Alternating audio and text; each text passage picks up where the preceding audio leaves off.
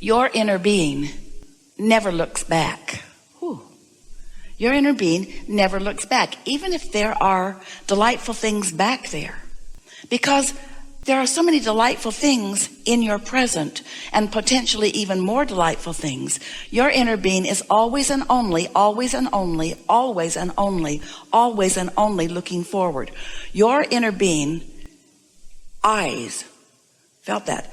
Eyes are between where you stand and whatever you're doing vibrationally and what's in your vortex and what you're being called to.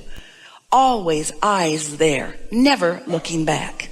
So when you look back for any reason, you run the risk. We don't like that word very much, but it really is the most applicable word here. You run the risk of activating vibrations that are denser or more resistant.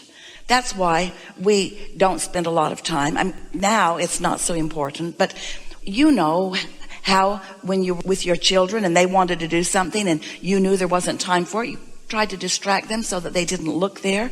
Well, your inner being is distracting you from what's back there, because that's really old news. What's manifesting right now, as far as your inner being is concerned, is old news, because it's vibration that's already come to a manifestation. Every moment is a manifestation.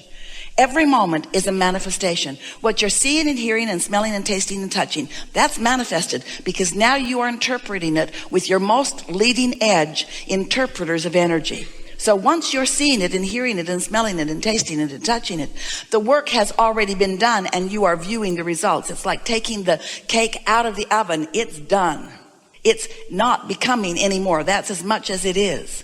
Here's why it happens. As you stand in your now, sometimes somewhat dissatisfied with the components of what is manifesting right now, there is a strong human tendency to explain this by explaining what came before. And always there is resistance in that.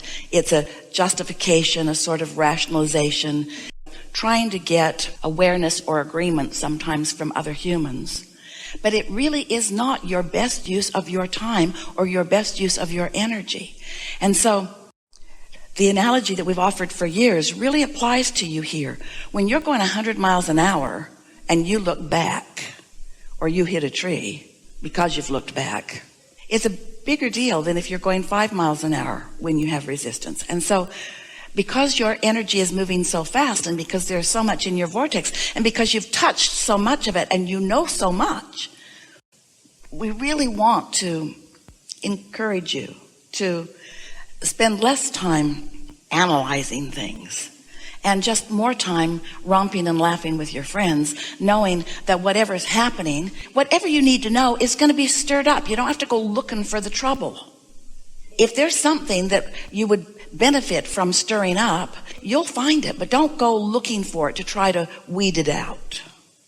Does the density from before, like you're speaking about, if you turned and looked back, does that density get cleared by looking forward? Yes, because it gets cleared in the same way that when you tune your dial to the station you want, all other stations are cleared.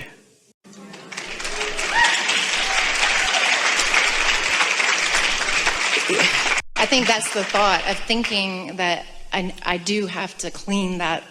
We know you think that, but you can't clean it up and you can't get to the bottom of it, because your attention on it makes it more. Haven't you noticed that? Have you ever had some issue that you needed to discuss with someone? So you sit down and you have a heart to heart. It's not a heart to heart, it's a brain to brain, and it never works. It's a competitive thing about who's right.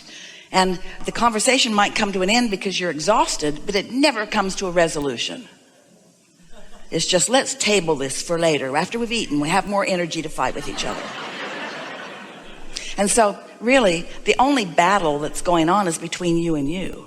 And you're the only one waging the battle, because your inner being is not waging a battle. Your inner being is saying, hey, you told us incrementally that you want this and this and this and this and this, and we've been tending it, and Law of Attraction's been working on it, and a whole lot of cooperative components have already been gathered. Come on over. And you say, I will as soon as I get this out of the way. I will as soon as I resolve this issue. I'll be right there as soon as I defend myself. So your inner being doesn't work on helping you get to the bottom of things. If your inner being was helping you get to the bottom of things, it would be fun to do it, but it isn't fun ever.